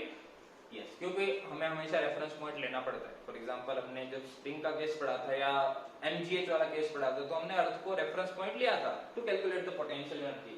यहाँ पर इंफिनिटी पे मानते हैं 0, तो हम इजीली लिख सकते हैं इसको। आपको सवाल आएगा potential energy of a system का, आपको सिस्टम दी है उसकी पोटेंशियल एनर्जी निकालनी है, ठीक है। तो आपको क्या करना है, सिस्टम के अंदर जितने भी चार्ज हो आपको कोई दिक्कत नहीं होनी चाहिए। लेट्स से मुझे दिया है Q1 charge, Q2 charge, Q3 charge, Q4, Q5, Q6, Qn, बहुत सारे चार्जेस है। अब इसको तुम लोगों को हो सकता है ट्रायंगल में दे दे, Q1 Q2 Q3 स्क्वायर में दे दे, हेक्सागोन में दे दे, पेंटागन में दे दे, ऑक्टागन में दे, क्या फर्क पड़ता है। हमें तो क्या करना है, हमें तो पोटेंशियल एनर्जी निकालनी है सिस्टम की। पोटेंशियल एनर्जी क्या होगी, देखो सिस्टम की U ऑफ सिस्टम। तो दो चार्जेस के बीच में पोटेंशियल एनर्जी हमें आती है। तो अगर आप 1 और 2 के निकाल रहे हो तो पहले 1 और 2 की लिख लो K Q1 Q2 by R12, उन दोनों के बीच का distance, then K Q1 Q3 by R13। अब Q1 और Q3 को लेंगे, ठीक है, प्लस K Q1 Q4, ठीक है। अपन देखो अभी ज्यादा नहीं लेते हैं ना, ज्यादा स्टाइल मानने की जरूरत नहीं है, 4 ले लेते हैं, ठीक है। Q1 Q4 by R14 plus K Q, देखो ये तो हो गया 1 2 1 3। अब 2 3 का Q2 Q3 by R23, फिर अब 2 1 लोगे तो ऑलरेडी आ गया वो, ठीक है।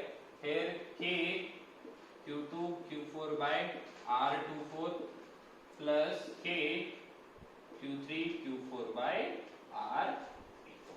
So this is the potential energy of the system। तो आप सोचो कि ट्रायंगल के अंदर आपको दे दी गई है और आपको पूछ लिया गया कि what will the potential energy of the system, तो इस तरीके से कैलकुलेट कर सकते हो, ठीक है। इसके अलग अलग फॉर्मेट्स भी आते हैं सवाल के। काफी सिस्टम की पोटेंशियल एनर्जी आपको 0 दी होगी, and find out the charge. Let's say अगर मैं यहाँ पर चार्ज देता Q, यहाँ पर देता है 2 कूलम, यहाँ पर देता है 4 कूलम, इसकी वैल्यू है 1 मीटर, इसकी 1, और ये कुछ भी दिया है 4 मीटर 2 मीटर। सो अगर ये सिस्टम की पोटेंशियल एनर्जी 0 है तो what will be the value of Q? क्या आप ये निकाल सकते, अगर वैल्यू पता है 2 4 दी है ना मैंने, तो ये वैल्यू पता है सब, ये पता है, ये पता है, ये पता है, ये पता है, 3 ही है, 3 है तो इन दोनों का, इन दोनों का, देन इन दोनों का, काम खत्म, राइट? हो जाएगा ये 3 and that is equal to 0 कर दो और Q को एलिमिनेट कर दो। तो ये बहुत सारे सवाल आपके बन सकते हैं, आपको बस बेसिक चीज पता होनी चाहिए आपको क्या करना है। तो ये आप करोगे जब आपको potential energy of a system निकालना होगा। ठीक है भाई, बहुत बढ़िया, बहुत बढ़िया, ठीक है। तो ये आ गया आपका potential energy of a system.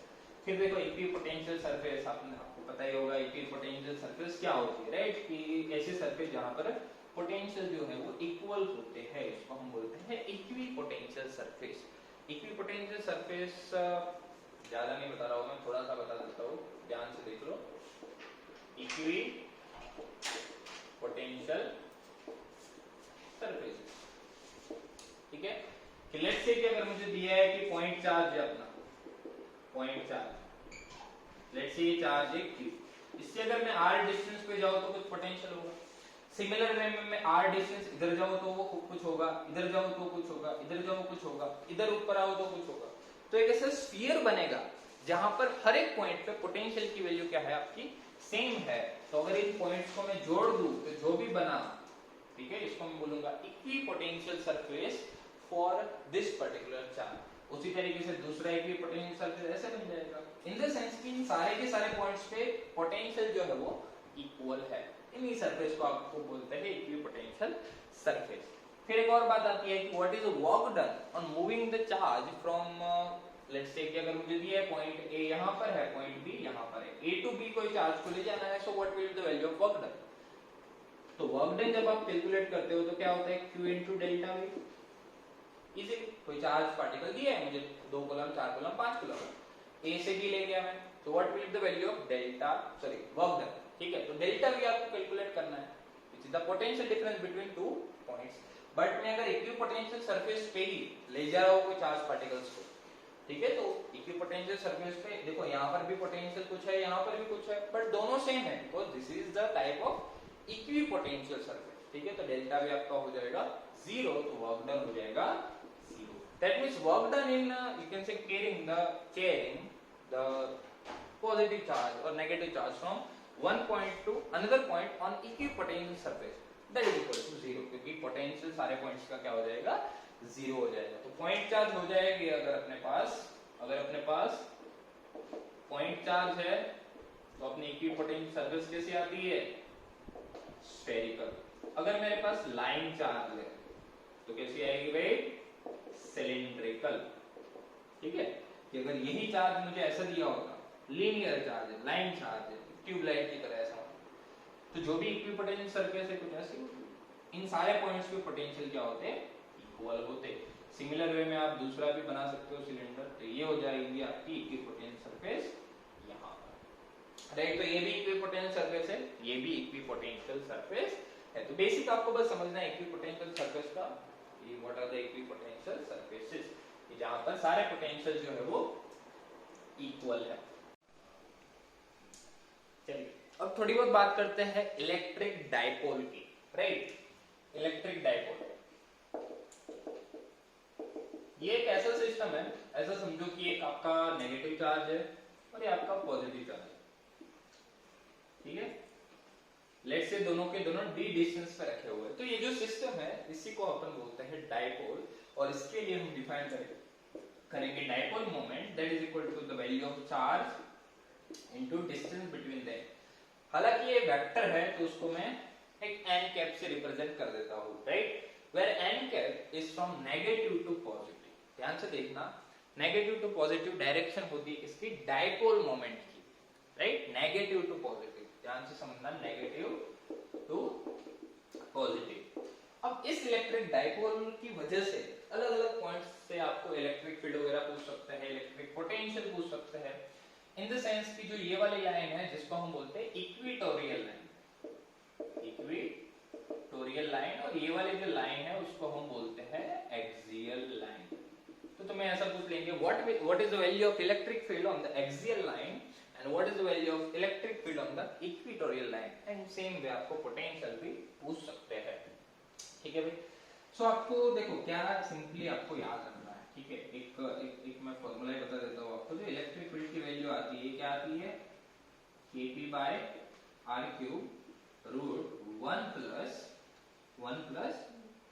3 cos square theta. ठीक है। when theta is the angle with horizontal, ठीक है। ये सिंपली आप याद रख लो, और पोटेंशियल की वैल्यू आप याद रख लो kp cos theta divide by r square, simple.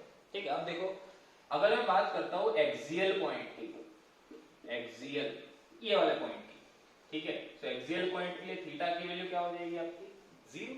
Theta की वैल्यू 0 होगी। यहाँ पर कोई भी पॉइंट ले लो, तो देखो हॉरिजॉन्टल लाइन के साथ उसका एंगल है थीटा, तो जब थीटा की वैल्यू 0 रखोगे तो इलेक्ट्रिक फील्ड की वैल्यू क्या आएगी, देखो cos 0 1 हो जाता है आपका, 1 हो जाता है, तो 3 प्लस 1 आपका 4 बाहर आएगा तो 2, तो इलेक्ट्रिक फील्ड की वैल्यू आपकी आती है 2 kp by r cube.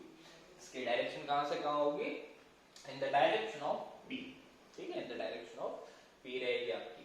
And if I talk, ऐसे ही समझो ना, यहाँ पर कोई पॉइंट है p, ठीक है, यहाँ पर आपको निकालना है, इसकी वजह से इधर आएगा इलेक्ट्रिक फील्ड, और इसकी वजह से इधर आएगा, और ये वाली वैल्यू बेसिक बात है ज्यादा होगी, ठीक है, तो नेट रिजल्टेंट उस साइड आएगा। और अगर मैं बात करूं इक्वेटोरियल पॉइंट की, अगर मैं एक्सियल पॉइंट पे पोटेंशियल की भी बात कर लेता हूं, पोटेंशियल की बात करूं एक्सियल पॉइंट पे, तो थीटा वापस आपका हो जाएगा 0, राइट। तो आपका हो जाएगा kp by r square, simple, बहुत ही इजीली आप कैलकुलेट कर सकते हो kp बाय r स्क्वायर। अब मैं बात करूं इक्वेटोरियल पॉइंट की, इक्वेटोरियल पॉइंट, इक्वेटोरियल पॉइंट अगर अपने पास है तो थीटा इज इक्वल टू आपका हो जाएगा 90 डिग्री, ठीक है, इक्वेटोरियल पॉइंट के लिए। और यहाँ पर 90 पुट करोगे तो ये 0, तो इलेक्ट्रिक फील्ड की वैल्यू आपकी क्या आ जाएगी, kp by r cube. But ये वैल्यू जो है आपकी आती है positive to negative, positive to negative, ये डायरेक्शन में आती है इलेक्ट्रिक फील्ड। फॉर एग्जांपल अगर मैं इस पॉइंट पे इलेक्ट्रिक फील्ड की बात करूं, ठीक है, लेट्स से इस पॉइंट पे, तो माइनस क्यू की वजह से इधर और इसकी वजह से इधर, तो नेट इलेक्ट्रिक फील्ड आपका आएगा इधर E नेट, ठीक है। तो इस तरीके से इसके नेगेटिव, तो इसलिए हम यहाँ पर E माइनस और ऐसे पुट करेंगे, राइट, समझने के लिए। चलिए, तो ये हो गया आपका इलेक्ट्रिक फील्ड, माइनस आप समझ लेना है ऑन द इक्वेटोरियल पॉइंट। और अगर मैं पोटेंशियल की बात करूं तो पोटेंशियल आपका हो जाएगा 0, आप cos 90 पुट करोगे तो v की वैल्यू आपकी सीधा 0 हो जाएगी। और एक कॉमन सी बात है, लेट्स से मैं यहाँ की इक्वेटोरियल पॉइंट की बात करूं तो इसकी वजह से पोटेंशियल होगा k q बाय जो भी डिस्टेंस होगा r, ठीक है, बट उसका माइनस भी, क्योंकि माइनस क्यू है, एंड पोटेंशियल तो आपका कैसा है, स्केलर क्वांटिटी है, इसकी वजह से क्या आएगा plus k q by r, तो हो जाएगा 0 किसी भी पॉइंट पे ऑन द इक्वेटोरियल लाइन। तो ये दो बेसिक बातें हो गई, electric field and potential due to dipole. काफी बार किसी भी डायपोल को जब मैं इलेक्ट्रिक फील्ड के अंदर रखता हूँ तो उसके ऊपर टॉर्क लगता है, कपल्ड फोर्सेस लगते हैं उसके ऊपर, ठीक है। जैसे कि मैं अगर बोल दूं कि यही डायपोल है, उसको मैं इलेक्ट्रिक फील्ड के अंदर रखूं, जो हमने रोटेशन के अंदर कपल्ड फोर्सेस पढ़े थे, ठीक है। लेट्स से ये है आपका प्लस q और ये है आपका माइनस q, और आपका इलेक्ट्रिक फील्ड है कुछ इधर, ये आपका इलेक्ट्रिक फील्ड। तो इस चार्ज के ऊपर इधर फोर्स लगेगा q और इसके ऊपर लगेगा q इधर, तो this is a type of coupled forces, जिसकी वजह से आपकी जो डायपोल है वो रोटेट करेगी, डायपोल रोटेट करेगी तो इसके ऊपर टॉर्क लगेगा। इस टॉर्क को हम कैसे रिप्रेजेंट करते हैं, P cross E, right. And इसी डायपोल के अंदर उसकी पोटेंशियल एनर्जी भी हम रिप्रेजेंट करते हैं minus P dot E। Similar type की चीजें आपकी मैग्नेटिज्म के अंदर भी आएगी, वहां पर बस आपका मैग्नेटिक डायपोल रहेगा, बस इतना सा फर्क रहेगा, राइट। तो ये वाली बात होगी आपकी डायपोल की, torque in the dipole, potential energy of a dipole, ठीक है। आपके जो भी जितने भी टाइप के स्फीयर आते हैं, स्फीयर में से देख लो कौन कौन से रहते हैं आपके, या तो रहता है hollow conducting, hollow non conducting, solid conducting and solid non conducting. ये तीनों के तीनों है वो एक टाइप के है, ठीक है। 4 टाइप के हमारे पास जनरली स्फीयर रहते हैं, hollow conducting, hollow non conducting, solid conducting and solid non conducting. ठीक है, इनकी वजह से electric field, potential, then you can say self energy और उनके ग्राफ, ये बस हमें पढ़ना है इस लेक्चर के अंदर। ठीक है भाई, कैपेसिटर वाली चीज है, कैपेसिटर वाली चीज अपन करंट इलेक्ट्रिसिटी के बाद ही खत्म करेंगे, क्योंकि उसके अंदर कुछ कॉन्सेप्ट यूज हो गया आपके किसके, करंट इलेक्ट्रिसिटी के। तो इसलिए आज इतना ही देखेंगे हम, hollow conducting, hollow non conducting, solid conducting and solid non conducting. सबसे पहले मैं बात करता हूँ hollow conducting, hollow non conducting and solid conducting. इन तीनों को मैंने एक साथ क्यों लिया, ठीक है, क्योंकि लेट्स से कि अगर कोई मुझे स्फीयर दिया है, या तो होलो कंडक्टिंग है, अगर मैंने उसको चार्ज दिया तो सरफेस पे जाएगा, ऑब्वियस सी बात है, क्योंकि वो होलो है। होलो नॉन कंडक्टिंग भी है तो भी सरफेस पे ही जाएगा, क्योंकि वो होलो है। सॉलिड कंडक्टिंग है तो कंडक्टिंग है, इसीलिए सरफेस पे जाएगा। तो इन तीनों के केसेस में जो चार्जेस रहेंगे वो सिर्फ और सिर्फ सरफेस पे रहेंगे, अंदर कोई भी चार्जेस नहीं होंगे। ठीक है, इन तीनों के केस में सारी जो चीजें वो सिमिलर टाइप की आएगी। तो सबसे पहले मैं बात करता हूँ इलेक्ट्रिक फील्ड की। ठीक है, इलेक्ट्रिक फील्ड की बात करता हूँ। अब देखो, इसको अपन एक टेबल के फॉर्म में क्यों ना लिखिए, ठीक है, इसको हम टेबल के फॉर्म में लिख लेते हैं। आप भी ये टेबल बना सकते हो, लिख लो ऐसे, क्या फर्क पड़ता है। ठीक है, इलेक्ट्रिक फील्ड की मैं बात करूं अगर, ठीक है, तो इलेक्ट्रिक फील्ड या तो तुम्हें पूछ लेंगे r लेस देन r पे, इन द सेंस ये अगर रेडियस r है तो अंदर के पॉइंट पे what is the electric field, आपको पता ही होगा ये चीज, r इक्वल टू r पे, r ग्रेटर देन r पे। जब r लेस देन r की बात करूं, इन द सेंस इसके अंदर की बात करूं, तो इसके अंदर तो अभी कोई चार्ज है ही नहीं, अगर वो hollow conducting, hollow non conducting या सॉलिड कंडक्टिंग है तो। ठीक है, तो r लेस देन r पे इलेक्ट्रिक फील्ड की वैल्यू क्या होगी, 0 0 ही, and r equal to r पे क्या होगी आपकी, kq by r square, greater than r पे r की क्या होगी, kq by small r square. बाहर के पॉइंट्स के लिए हमेशा it will act as a point charge, तो आपका हो जाएगा kq बाय r स्क्वायर, ये आ जाएगा आपका इलेक्ट्रिक फील्ड। अब इलेक्ट्रिक फील्ड की बात हो गई, अब मैं बात करता हूं पोटेंशियल की, कि what will be the potential due to this particular hollow conducting, hollow non conducting, solid conducting. आपको वर्ड देखना है, कौन सा वर्ड दिया है, आपको उसके अकॉर्डिंग कैलकुलेट करना है। जब r लेस देन r दिया होगा आपको अंदर के पॉइंट के लिए, तो देखो इलेक्ट्रिक फील्ड 0 है। इलेक्ट्रिक फील्ड 0 है मतलब आप ऐसा समझो, हमने अभी E का रिलेशन ऐसा निकाला था, कुछ dv by dr, माइनस अभी थोड़ी देर के लिए रहने दो। इलेक्ट्रिक फील्ड आपको 0 दिया है, तो in the sense dv by dr 0, in the sense v का डिफरेंशिएशन 0 है, और किसी भी चीज का डिफरेंशिएशन 0 है तो ये चीज आपकी क्या रहती है, कांस्टेंट, वो 0 नहीं रहती। ठीक है, सो इन द सेंस कि अंदर के हर एक पॉइंट के लिए इलेक्ट्रिक फील्ड 0 है for this type of sphere, in the sense अंदर के हर एक पॉइंट पे पोटेंशियल जो है वो आपका कैसा है, कांस्टेंट है, और ये पोटेंशियल जो है वो सरफेस के पोटेंशियल के बराबर रहता है, and that is equal to kq by r। Surface पे भी कितना, kq by r, और बाहर के पॉइंट के लिए kq by स्मॉल r। ये किसके लिए हो गया आपका hollow conducting, hollow non conducting and solid conducting. एक और मैं बात करूंगा सेल्फ एनर्जी की, ठीक है, इनकी सेल्फ एनर्जी क्या रहेगी। सेल्फ एनर्जी का मतलब कि जब भी ये सिस्टम फॉर्म हुआ, ठीक है, ये चार्जेस अपने आप तो पैदा नहीं हुए, मुझे कुछ ना कुछ काम करना पड़ा होगा, या तो हो सकता है नेगेटिव चार्ज को मैं ले गया बाहर, ठीक है, इनके अंदर से निकाला, या पॉजिटिव चार्ज को मैं इंफिनिटी से लाके एक न्यूट्रल गोले पे डाल दिया, ऐसा हो सकता है, वर्क डन करना पड़ेगा। तो ये सिस्टम को जब मैंने फॉर्म किया तो मुझे कितना वर्क डन करना पड़ा, ये वर्क डन जो है सिस्टम की सेल्फ एनर्जी के फॉर्म में स्टोर होता है, और सेल्फ एनर्जी यहाँ पर हो जाती है kq² by 2r, और यू कैन से 0.5 kq² by r। ये जो एनर्जी है ये 0 से लेके इंफिनिटी, 0 से लेके इंफिनिटी नहीं, r से लेके इंफिनिटी, r से लेके इंफिनिटी तक फैली हुई है, अंदर कोई एनर्जी नहीं है। 0 से लेके r तक एनर्जी 0 है, क्योंकि अंदर तो कोई इलेक्ट्रिक फील्ड लाइंस ही नहीं है, इलेक्ट्रिक फील्ड लाइंस के फॉर्म में है, in form of electric field line. ये जो एनर्जी हो इलेक्ट्रिक फील्ड लाइंस के फॉर्म में है, 0 से लेके इंफिनिटी तक, राइट। आपको बस इतनी सी छोटी सी बात आपको याद रखनी है। अब इनके ग्राफ्स आते हैं, इलेक्ट्रिक फील्ड वर्सेस डिस्टेंस के अगर मुझे ग्राफ दे दिए, पूछ लिए E वर्सेस R के एंड V वर्सेस R के, तो E वर्सेस R का पूछा अगर, तो E वर्सेस R का कितना होगा भाई, देखो अंदर तो 0 है, तो जब तक r इक्वल टू r नहीं हो जाता तब तक ये 0 है, फिर यहां से ऐसे हो गया E proportional to 1 by simple सा ग्राफ हो गया, और यहाँ पर है आपका 0। v की बात करो तो अंदर तो है कुछ k cube by r square, और फिर बढ़ रहा है ऐसे, ठीक है। जब r इक्वल टू r हो जाए तो 1 बाय r के तरह ये चेंज हो रहा है, प्रोपोर्शनल टू 1 बाय r, और जब r इक्वल टू r हो जाता है तब तक ये तो k क्यूब बाय r ही है, राइट। सो ये हो गया आपका hollow conducting, hollow non conducting and solid conducting के लिए electric field, electric potential and self energy, right. अब बात करते हैं आपकी सॉलिड नॉन कंडक्टिंग कि जब भी आपको सॉलिड नॉन कंडक्टिंग दिया होगा तो इलेक्ट्रिक फील्ड कितना होगा, पोटेंशियल कितना होगा एंड सेल्फ एनर्जी आपकी कितनी होगी, ठीक है। टाइप बस चेंज हो गया है, स्फीयर का टाइप फिर से बना लेते हैं इसको।